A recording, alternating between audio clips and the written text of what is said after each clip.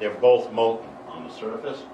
So now I need to get things pretty much the right. Coming together like the bubbles. Okay, so what I'm going to do is take this, bring it over here, set this on here. I'm going to capture it with the other one, and then in turn, whoops, I missed it.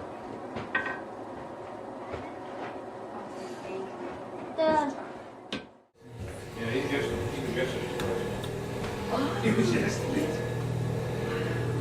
You used to do this?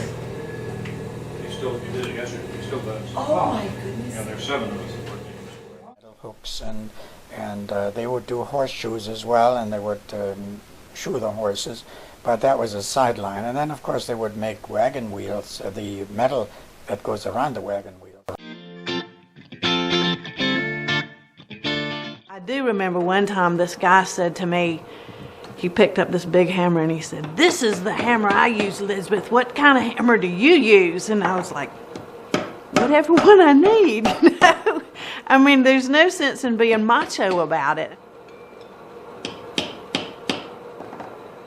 I think a lot of times when people look at my work, they can see how much fun I had making it, and that maybe kind of transfers into the piece and transfers into them. Blacksmithing is not just an economic enterprise.